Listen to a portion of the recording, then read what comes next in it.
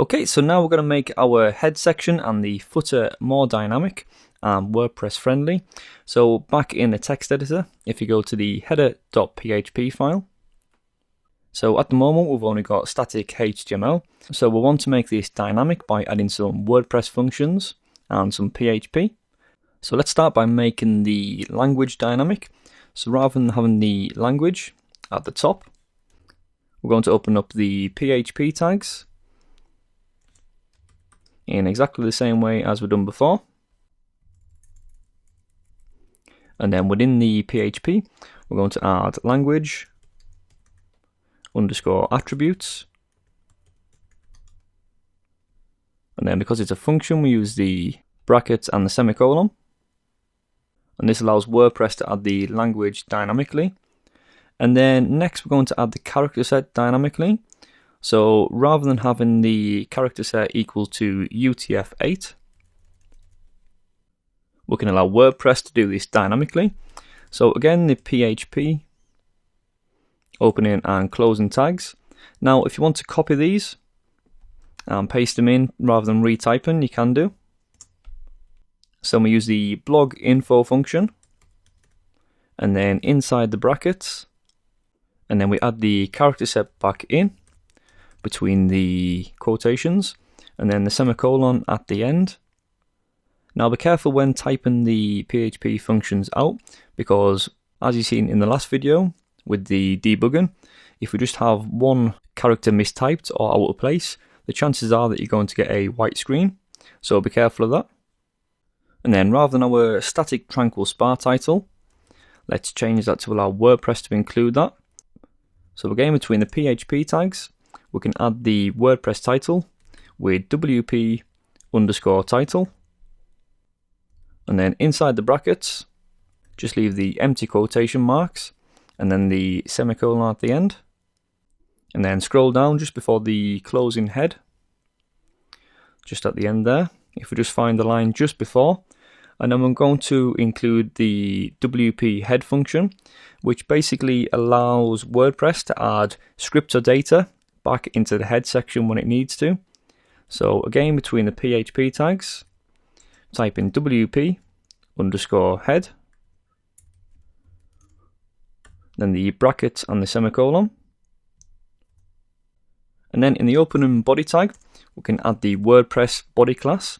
So between the PHP, we use the body underscore class function, and the brackets and the semicolon.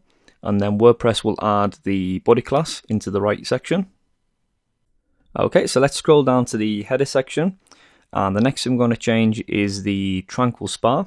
And the Tranquil Spa link is the one at the top left of the homepage, which is our logo section and our link back to the homepage. So there's two pieces of PHP we need to include here. I'm just going to get rid of the sidebar for now, just to give us some more room. So first of all, we need to change the name of the website, which is Tranquil Spa. We need to include the PHP to make this name dynamic. So paste in the PHP opening and closing tags. And I'll put this on a separate line just so it's more clear. There we go. So between the PHP, so PHP uses the echo name to echo the content to the browser. And then we use the WordPress function of get blog info, and the blog info we want is the name of the site. So put in name in there and the semicolon at the end. Okay, so now WordPress is generating the name of our website, which is Tranquil Spa. That's going to be the text which appears in the top left hand corner where the logo is. But we need to make this text a active link. So because we don't have an index.html anymore, because we're using PHP, we need to tell WordPress to link this name back to our home URL. And again, we do that in between the PHP tags and then echo. So there's a couple of different ways that we can do this in WordPress, but I'm going to use the escape URL, which sanitizes the URL and makes sure that there's no malicious code in there. So echo escape URL, And then in the brackets afterwards, we're going to put the link to the home URL, and then the opening and closing curly brackets again, and then the semicolon. So there's our two pieces of PHP. The first one provides the link to the home URL, and the second one provides the name of the website. And then back up to the head section, we're going to add the CSS links in a slightly different way.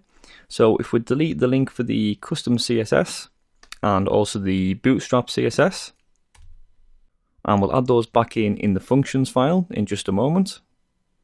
So save that, and then open up our sidebar and head over to the footer.php. So there's not a lot we need to do with the footer. So one of the things I want to change is the year. So because we want this to change dynamically each year, we can add some PHP to the bottom of here.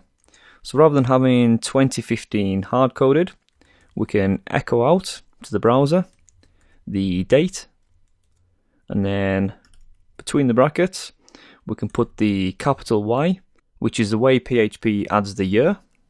And using PHP, you can also add the days and the months in various formats. We'll look into that in more detail when we do the blog posts. And then right at the very bottom of the page, and then just before the closing body tag. So in here, we're going to add another PHP function, which is the WP_footer. And this allows WordPress to add scripts or data to the footer section. So save that. And then we can delete the Bootstrap JavaScript. And we'll link this with the CSS in the functions file. Because WordPress already comes with jQuery, we can delete this too. And then just tidy this up a little bit. And then hit save. Okay, so now we've taken out the CSS out of the header section and the scripts out of the footer section. So we need to allow WordPress to add these back into the website. We're going to do this in the way that WordPress recommends, by enqueuing the scripts. And the way we do that is if we go to the functions.php. So if you go to the bottom section after the add action, make sure you're still within the PHP tags. So let's create a new PHP function, and this one is going to be called tranquil_scripts, and then the brackets, and then afterwards the curly braces.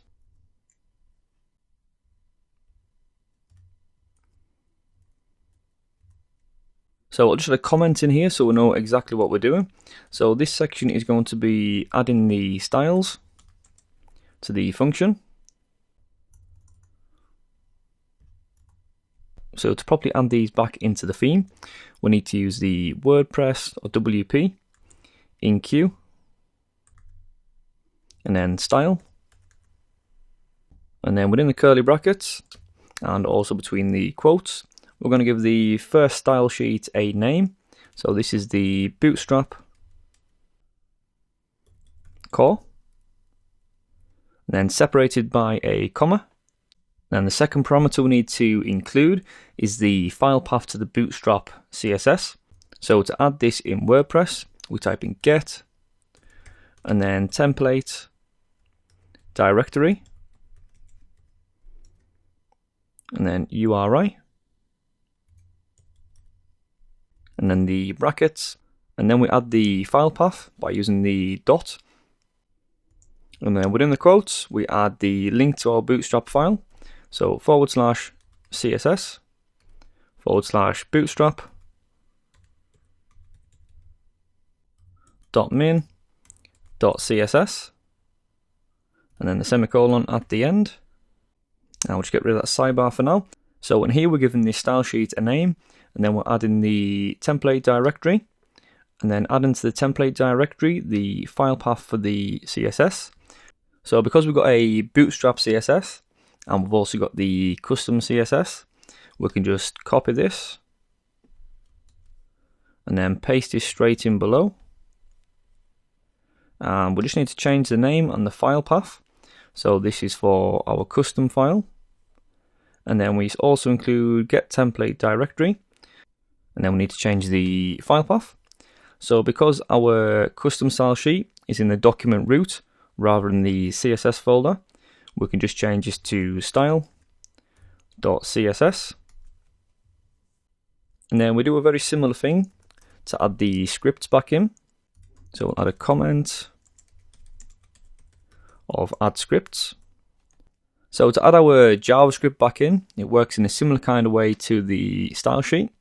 So if we just copy this link and paste it in, but this time, instead of enqueue style, we enqueue the script, and then we add the name at the start.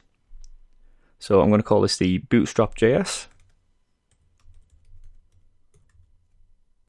We use get template directory in the same way, but this time the file path is in our JS folder. Don't forget the / before. And then we need to link this to the Bootstrap minified version. So bootstrap.min.js. And this replaces the JavaScript from the footer section. Then after that, add a comma. So we've included the script name, the script source. Now next we need to include any dependencies. Now because Bootstrap requires jQuery, we need to make sure that jQuery loads before Bootstrap. So we do this by adding an array, and then in brackets we put the name of the dependency, which is jQuery. So separated by a comma, the last value I'm going to put in is a boolean of true, and this enables the script to be linked to the footer section. So in the footer.php, we included the WP footer function, and because we added this in, WordPress knows exactly where to add this script now. Okay, so now this function is all set up, we need to do a similar thing that we've done early on for the theme setup. We need to add the action. So outside the function, below the last curly brace, we can paste in the add action and replace after theme setup with WP enqueue scripts.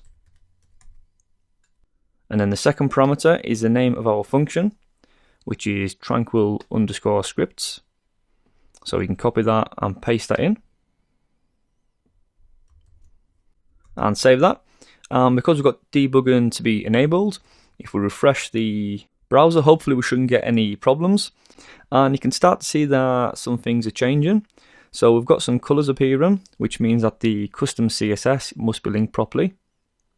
And also the Bootstrap CSS must be linked correctly, because you can see that the grid system, such as the 3 sections, are set up properly. We're missing the images, but we'll take care of those soon. That's nothing to worry about. And lastly, if we just shrink the browser down to a smaller size, to the mobile or tablet size, we can check if the JavaScript is working by clicking on the drop down button. So if that's all working fine for you, that's great. If we've got a drop down, that means that the JavaScript is working. So congratulations on getting this far, and I'll see you in the next video where we'll add the WordPress navigation.